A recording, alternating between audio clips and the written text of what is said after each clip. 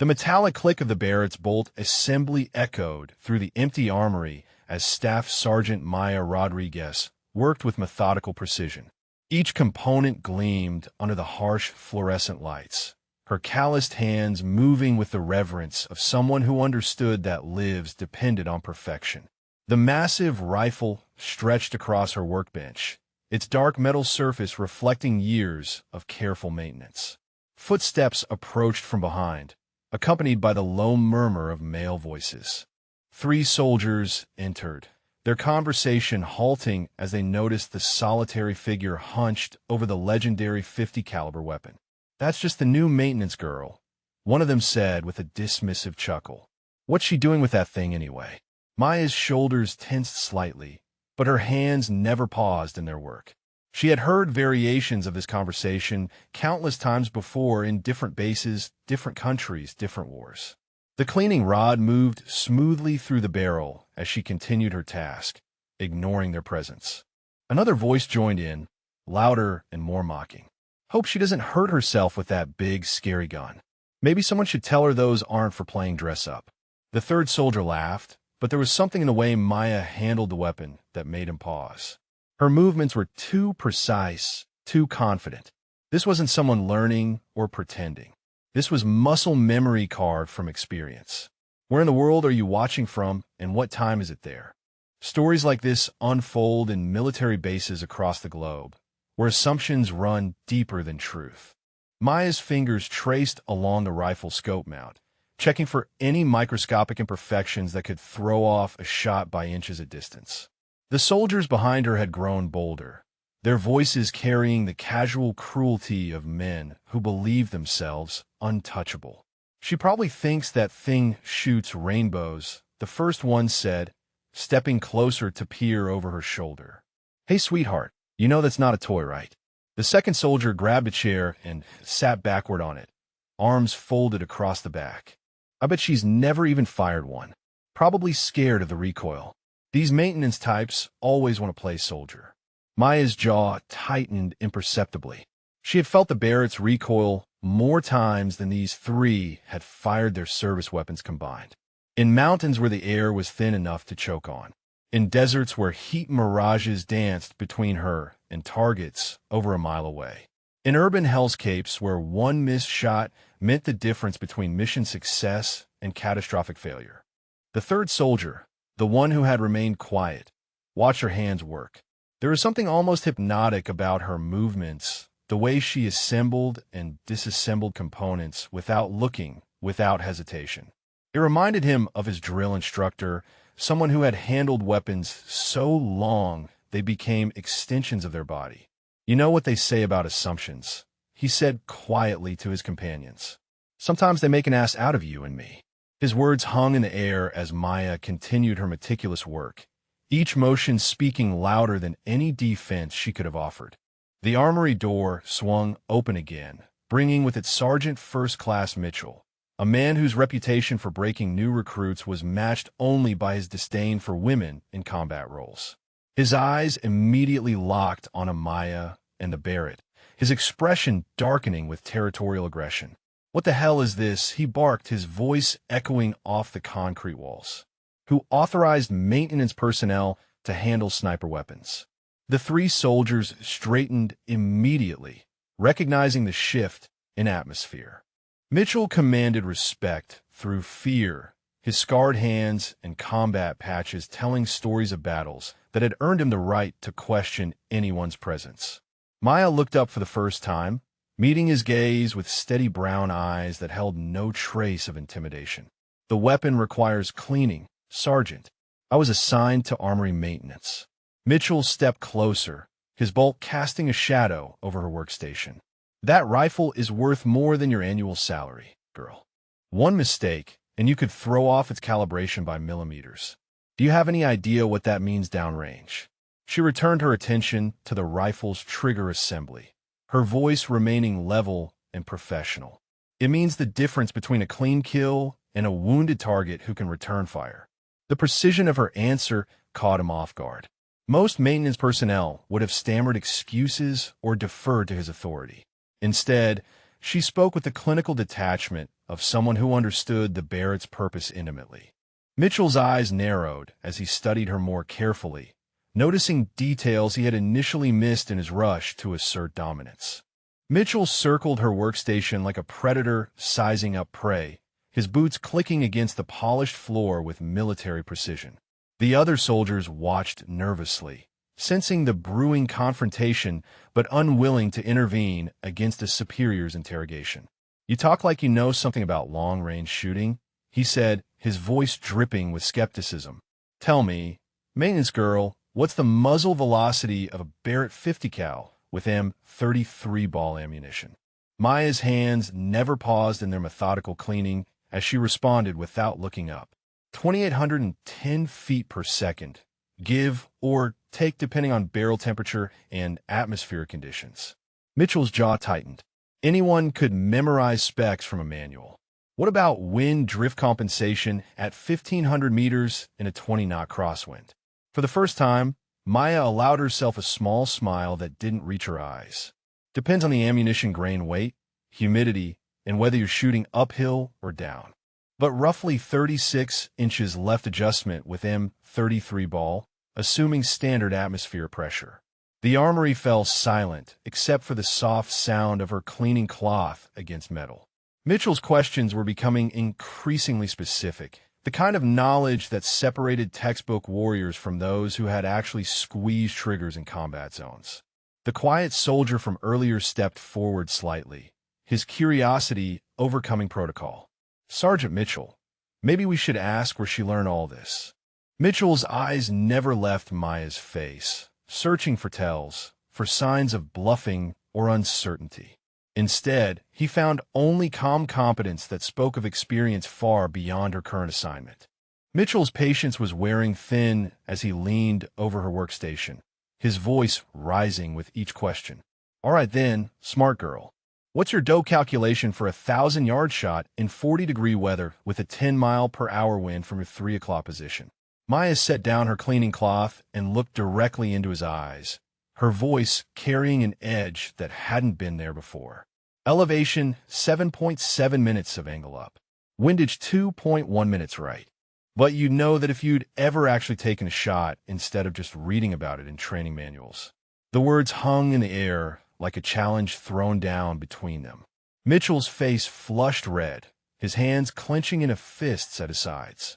The other soldiers exchanged nervous glances, recognizing that the conversation had just crossed a dangerous line. "You think you're pretty clever, don't you?" Mitchell snarled, running your mouth about things you've only seen in movies. "I've been shooting since before you were born, little girl."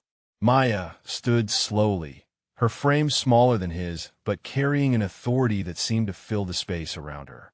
She reached for a small cloth patch on her upper sleeve, one that had been partially obscured by shadows and the angle of her position. "Have you ever witnessed someone surprise everyone with hidden talents?" she said quietly, her words directed not just at Mitchell, but somehow beyond the armory walls to an unseen audience. Sometimes the most dangerous people are the ones nobody sees coming. The patch became visible as she adjusted her position, and Mitchell's eyes widened as he recognized what it meant. The patch on Maya's sleeve caught the fluorescent light as she moved, revealing intricate details that made Mitchell's breath catch in his throat. It wasn't the standard marksmanship badge he had expected. This was something he had only heard whispered about in senior NCO circles, something that existed more in legend than reality. "What the hell is that?" one of the younger soldiers whispered, squinting at the small emblem that seemed to shimmer with its own authority. Mitchell's face had gone pale, his earlier aggression replaced by something approaching reverence. He stepped closer, his eyes fixed on the patch as if it might disappear if he looked away. "That can't be real," he said, his voice barely above a whisper. Maya's fingers traced the edge of the patch, her expression unreadable. "The Impossible Shot Record Badge. Awarded for confirmed kills beyond statistical probability. Shots that shouldn't have been possible given weather conditions, distance, or target movement." The armory had become a cathedral of silence, broken only by the soft hum of ventilation systems and the distant sounds of base operations. Mitchell's hands trembled slightly as he leaned closer to examine the patch, noting the microscopic details that prevented forgery. What would you do if you found yourself face to face with someone whose reputation preceded them in ways you never imagined? Maya asked, her voice carrying a weight that seemed to transform the very air around them.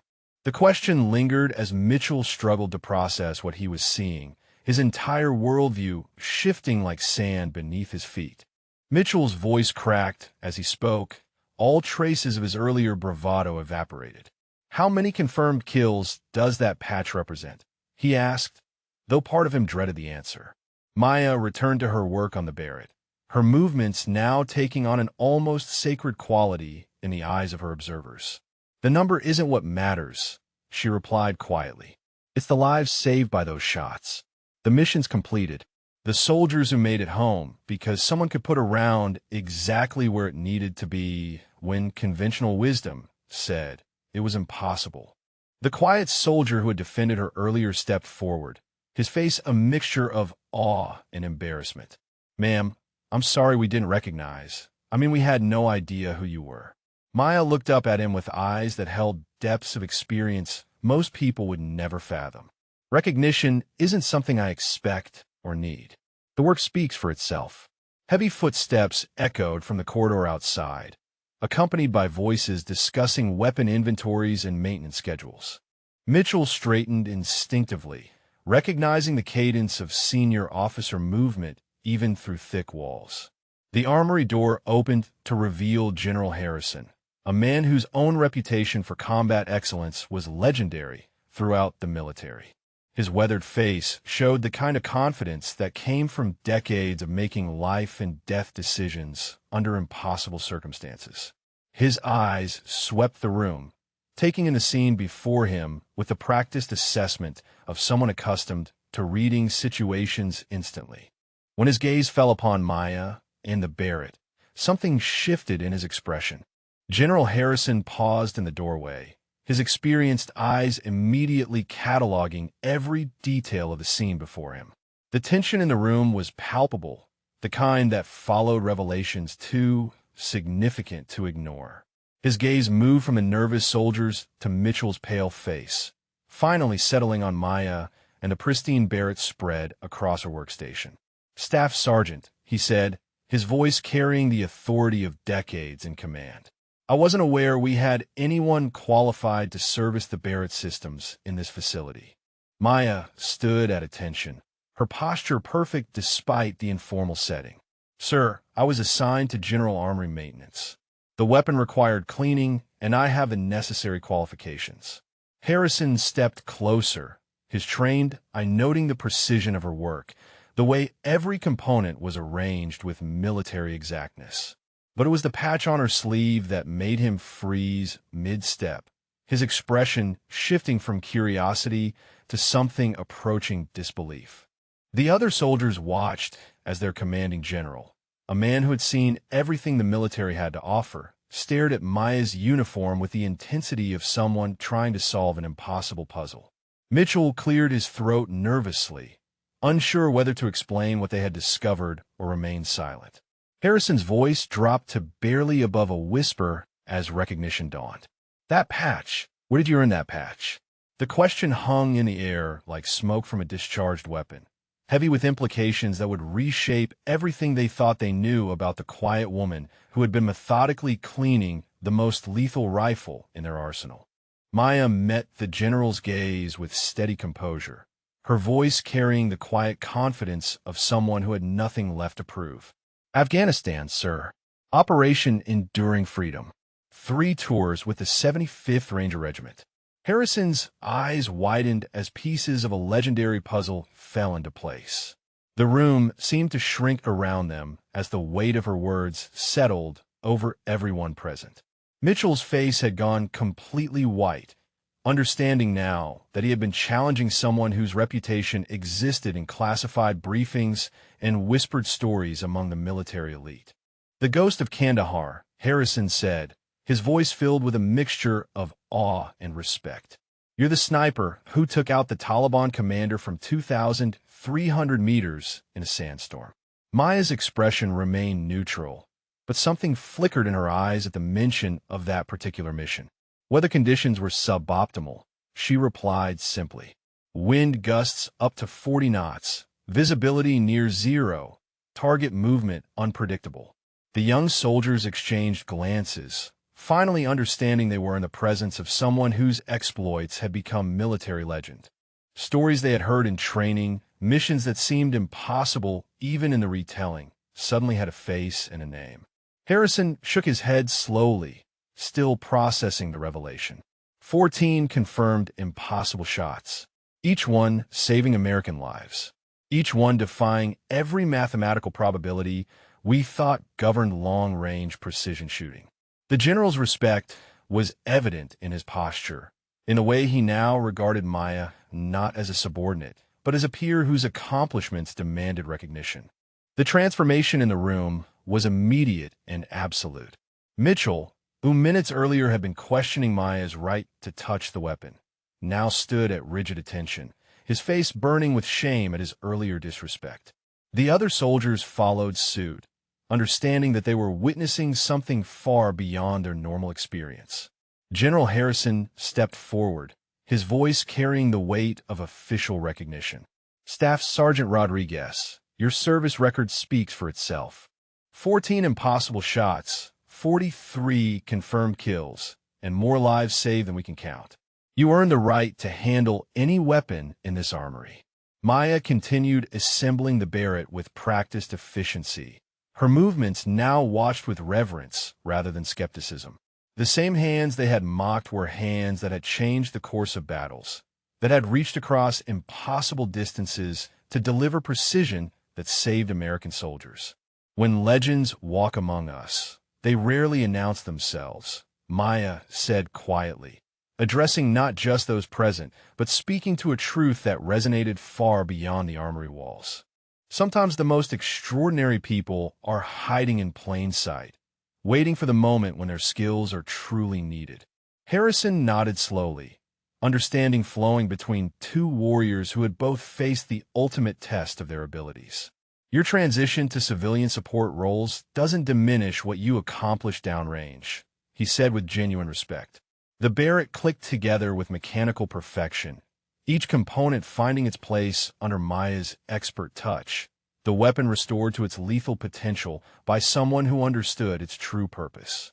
The fully assembled Barrett gleamed under the fluorescent lights, its deadly beauty restored by hands that had wielded it in the world's most dangerous places. Maya ran her fingers along the barrel one final time, checking for any imperfections that could compromise its legendary accuracy. General Harrison watched her work with the appreciation of someone who understood the intimate relationship between a sniper and their weapon. That Barrett has probably seen more action than most soldiers will in their entire careers, he observed. Maya nodded, her voice carrying the weight of memory. This particular rifle saved my life more times than I can count, and the lives of countless others who never knew they were in danger. Mitchell stepped forward hesitantly, his earlier arrogance replaced by genuine humility. Ma'am, I owe you an apology. We all do. We had no right to question your presence here. The quiet soldier who had first sensed something different about Maya found his voice. We should be honored to serve alongside someone with your record. Stories like yours inspire everyone who wears the uniform. Maya looked around the room at faces that now showed nothing but respect and admiration. Recognition feels good, doesn't it? She said with a slight smile. When someone finally sees you for who you really are instead of what they assumed you to be. Harrison straightened, his decision made. Staff Sergeant Rodriguez, I'm recommending you for immediate reassignment to our precision shooting instruction program. Your skills are too valuable to waste on general maintenance. The armory had become a place of transformation, where assumptions died and respect was reborn. Maya secured the Barrett in its case with the same methodical care she had shown throughout the encounter, each movement a testament to the discipline that had made her legendary. The weapon that had started as a source of mockery now commanded the absolute respect of everyone present. General Harrison extended his hand, a gesture of equality between warriors. It's an honor to meet you, Staff Sergeant. Your reputation preceded you, even if we didn't recognize you at first. She accepted the handshake with quiet dignity, understanding that this moment represented more than personal vindication. It was proof that excellence eventually reveals itself, no matter how deeply it might be hidden beneath assumptions and prejudice. The soldiers who had questioned her presence now stood in formation, their earlier dismissiveness replaced by genuine admiration. Mitchell stepped forward, his voice steady despite the emotion behind it. "Ma'am, it will be an honor to train under your instruction." Maya looked around the armory one final time, seeing it transform from a place of confrontation into something resembling a classroom where profound lessons had been learned. "Sometimes the greatest victories happen in the quietest moments," she said, her words carrying beyond the present company to reach anyone who had ever been underestimated. Share this story with someone who needs to remember that appearances can be deceiving and that respect must be earned through action, not assumptions. The world is full of hidden heroes waiting for their moment to shine. As they filed out of the armory, the Barrett secured and ready for its next mission, the lesson remained clear. True strength rarely announces itself until the moment it becomes absolutely necessary.